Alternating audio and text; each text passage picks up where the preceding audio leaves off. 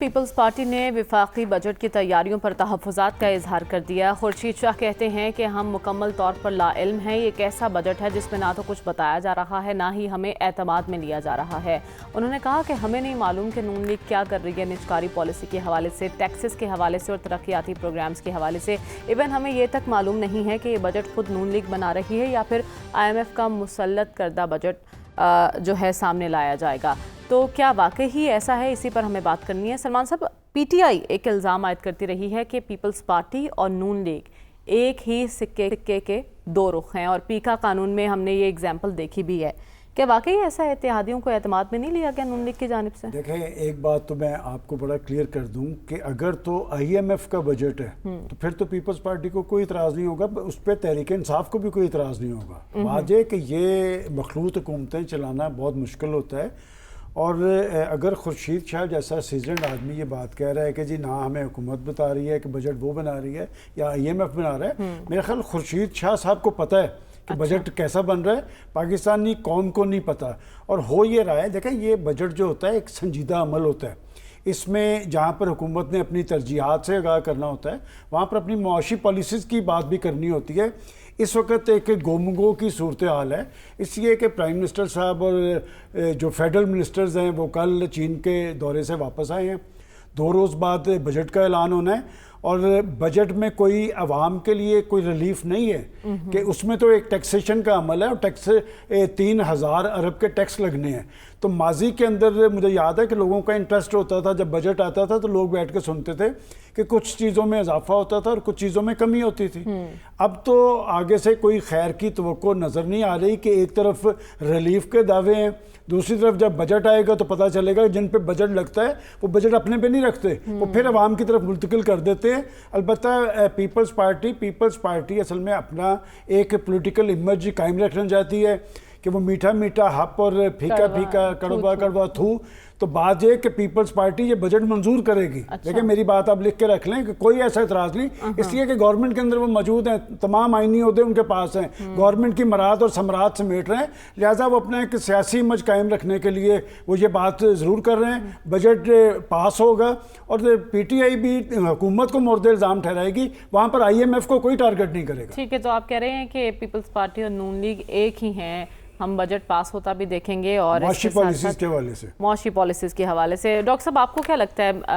ابھی منظور وسان صاحب کا میں ذکر کر رہی تھی، وہ اپنی پیش گوئیوں کے حوالے سے بڑی امپورٹنٹ رہتے ہیں خبروں میں، تو وہ کہہ رہی ہیں کہ ہو سکتا ہے 3 ماہ کے اندر اسمبلی تحلیل کر دی جائے گی۔ کیا ایسا ہی ہوگا؟ کیونکہ جو تحفظات کا اظہار کر رہے ہیں خورشید شاہ بھی کہ ہمیں تو نہیں بتایا جا رہا کہ بجٹ میں کیا ہو رہا ہے، معاملات کس طرف جا رہے ہیں؟ دیکھیے، تحلیل ہوگی نہیں ہوگی اس پہ تو بڑا مشکل ہے، پھر آگے پریڈکٹ کر دیں گے۔ ان کے جو فورکاسٹنگ کرتے ہیں وہ ساری تو صحیح نہیں ہوتی نا۔ وسان صاحب ان کے ترجمان بھی نہیں ہیں۔ ہاں نہیں وہ ٹھیک ہے، میں بھی کہہ دوں گا غیر یقینی صورتحال ہے، پتہ نہیں کدھر کو جائے گا، لیکن میں اسپیسیفکلی یہ بات نہیں کہوں گا کہ اسمبلی توڑ دی جائے گی، کیونکہ اسمبلی توڑنے کا مطلب تو نئے الیکشن ہے، نئے الیکشن کا ماحول نہیں ہے اس وقت۔ دیکھیے بجٹ کی اس دفعہ پرابلم تھوڑی سی ہوئی ہے۔ دیکھیے بجٹ کا عام طور پہ ہوتا یہ ہے کہ بجٹ سے پہلے میٹنگز وغیرہ ہوتی ہیں، اب وہ کل سے شروع ہوں گی میٹنگز۔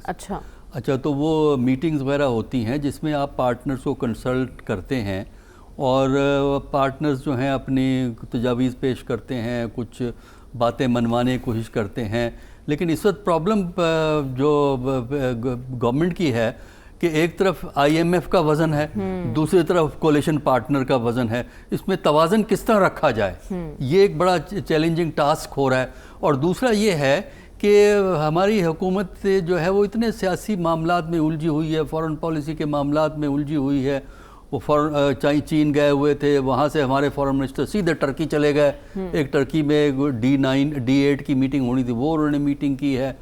چلیے فارن منسٹر کا تو کوئی اتنا بجٹ میں کام نہیں ہوتا، تو باقی جو ہے وہ جو پروسیسز ہوئے ہیں، اکنامک کاؤنسل کی میٹنگ ہونی ہے، وہ پروسیسز چونکہ کمپلیٹ نہیں ہوئے، لہذا ان کو نہیں پتہ ہے۔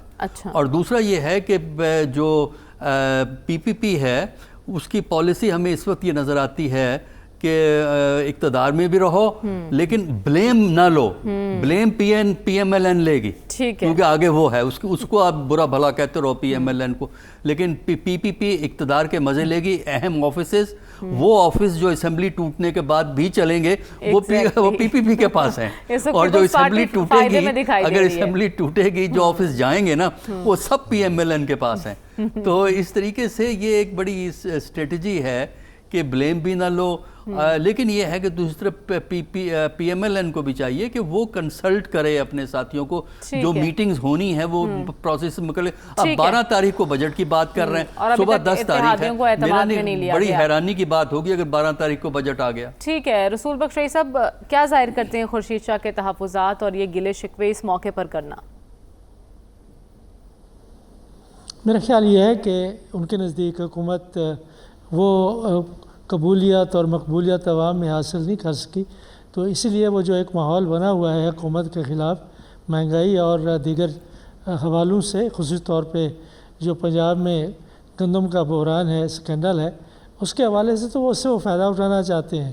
ان کا سب سے بڑا مسئلہ پنجاب میں قدم جمانا ہے. وہ سندھ میں تو کافی مضبوط ہیں اور ان کے پاؤں ابھی تک ان کی جو چادر ہے اور پاؤں بلوچستان تک پھیل چکے ہیں. کے پی میں مشکلات ہیں، لیکن پنجاب کے بغیر وہ پاکستان کی وفاقی حکومت میں آ نہیں سکتے. تو ایک سینٹیمنٹ موجود ہے پی ایم ایل این کے خلاف، اتحادی ہوتے ہوئے بھی، مخلوط حکومت کا حصہ ہوتے ہوئے بھی وہ اس کو وہ ایکسپلائٹ کرنا چاہتے ہیں اپنے حق میں. میں سمجھتا ہوں کہ یہ سیاسی طور پر تو اس کی کوئی اخلاقی بنیاد مجھے نظر نہیں آتی، لیکن ایسے بیانات دینے سے، ایسی حالات پیدا کرنے سے ظاہر ہے کہ وہ مسلم لیگ نون کے لیے مشکلات پیدا کر رہے ہیں. مسلم لیگ نون کو یہ تو ضرور چاہیے کہ جو بجٹ ہے اس میں مشاورت کا عمل سب جماعتوں سے ہونا چاہیے، صرف یہ نہیں کہ پاکستان پیپلز پارٹی سے ہو، وہ تو تاجروں سے ہونا چاہیے، صنعت کاروں سے ہونا چاہیے، دانشوروں سے ہونا چاہیے، اور جو اقتصادی ماہرین ہیں ان سے ہونا چاہیے. کہ بجٹ بنانے کے لیے آپ صرف 3-4 بیوروکریٹس کے حوالے یہ کام نہ سونپیں، بلکہ اس کام کو آپ آگے لے جائیں. سیاسی اور ہر طرح کے جو پاکستان کے سٹیک ہولڈرز ہیں ان سے پہلے کہا جا رہا تھا اتحادیوں کو ساتھ لے کر چلنا بڑا مشکل ہے، لیکن جو 16 ماہ کا ایکسپیرینس تھا اس کی بیس پر کہا جا رہا تھا کہ شہباز شریف کو اچھے سے آتا ہے اتحادیوں کو کس طرح سے ساتھ لے کر چلنا ہے. تو صافی صاحب اب کیا ہو گیا؟ حکومت کیوں مشکل میں دکھائی دے رہی ہے؟ اتحادیوں کو کیوں اعتماد میں نہیں لیا جا رہا ابھی تک بجٹ پہ؟ دیکھیں، ایک تو پیپلز پارٹی کا یہ سٹانس سرے سے ماننے والا ہے ہی نہیں کہ انہیں پتہ نہیں. اگر پتہ نہیں تو پھر حکومت میں وہ کس طرح بیٹھے؟ گوچہ انہوں نے کوئی عہدے وفاقی سطح پہ نہیں لیے. ایک صوبے میں ان کی حکومت، 2 صوبوں میں ان کی حکومت، ایوان صدر پہ ان کا قبضہ. یہاں پہ اگر خورشید شاہ تو کیا نوید قمر اور شہر امان بھی فون کرے تو وزیر اعظم صاحب حاضر ہو جاتے ہیں. تو یہ ساری چیزیں میرے خیال میں صرف فیس سیونگ کے لیے ہے، اور یہ سب کو پتہ ہے کہ آنے والا بجٹ جو ہے عوام دوست بجٹ نہیں کہلائے گا. آئی ایم ایف کی شرائط پہ یہ بجٹ بننے جا رہا ہے. تو ایسے میں پیپلز پارٹی جو ہے فیس سیونگ کے لیے، اور کل کو اگر اس کے خلاف کوئی تحریک اٹھتی ہے، عوامی بے چینی بڑھتی ہے، تو پیپلز پارٹی یہی کہے گی کہ ہم نے تو بجٹ سے پہلے کہا تھا کہ ہمیں اعتماد میں نہیں لیا تھا. تو اگر اعتماد میں نہیں لیا ہے تو آج آپ کو کیوں یاد آ رہا ہے 2 دن بعد جو بجٹ پیش ہو رہا ہے؟ پہلے سے آپ پارلیمنٹ میں بیٹھے ہیں، ہر بڑے فیصلے میں آپ شریک ہوتے ہیں. آپ کا جو کو چیئرمین ہے وہ دبئی تک جا کے حکومت کے لیے رستے ہموار کر رہا ہے، یہاں پہ سیاسی لابنگ کر رہا ہے. بلاول بھٹو زرداری صاحب یہاں پہ ایوان میں موجود ہوتے ہیں، آپ کی پوری پارلیمانی پارٹی موجود ہے. تو آپ نے کیوں نہیں پوچھا جو وزیر خزانہ ہے، جو وزیر اعظم ہے؟ یہ تمام چیزیں جو ہے نہ صرف وفاق کی سطح پر پیپلز پارٹی کی ایک دغلی پالیسی کا ایک عکس ہمیں نظر آتا ہے، بلکہ پنجاب میں بھی یہی ہے. حتیٰ کہ عزت بل پہ ہمیں بھی بحیثیت صحافی اعتراض ہے، لیکن وہاں پہ دیکھیں جب اسمبلی سے بل پاس ہوا اور گورنر کا دستخط کا موقع آیا تو گورنر صاحب چھٹی پہ تشریف لے گئے، اور پھر نون لیگ نے ہی اپنے قائم مقام گورنر کے ذریعے ان پہ دستخط کروائے. یہ جتنے بھی گناہ، جو سیاسی گناہ ہو رہے ہیں اس دور میں، اس سے پیپلز پارٹی بری الذمہ نہیں ہو سکتی.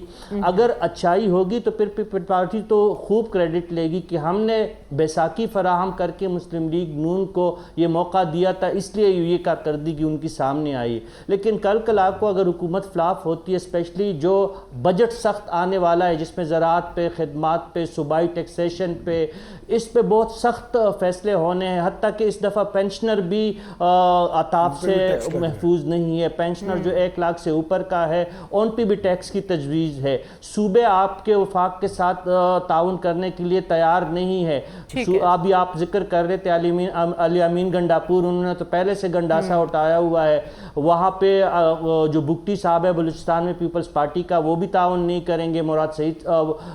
جو مراد علی شاہ صاحب ہے سندھ میں، وہ بھی نہیں تعاون کریں گے بہت ساری چیزوں میں. تو صوبائی ٹیکسیشن کا جس پہ IMF کا بہت زیادہ زور ہے اور نیشنل ٹیکس کونسل بنانے کی وہ تجویز دے رہا ہے، تو ایسے میں پیپلز پارٹی اب بھاگنے کی کوشش کر رہی ہے اور اپنے دامن بچانے کی ناکام کوشش کر رہی ہے. لیکن اس میں مسلم لیگ نون اور پیپلز پارٹی اور ان کے اتحادی اس گناہ میں برابر کے شریک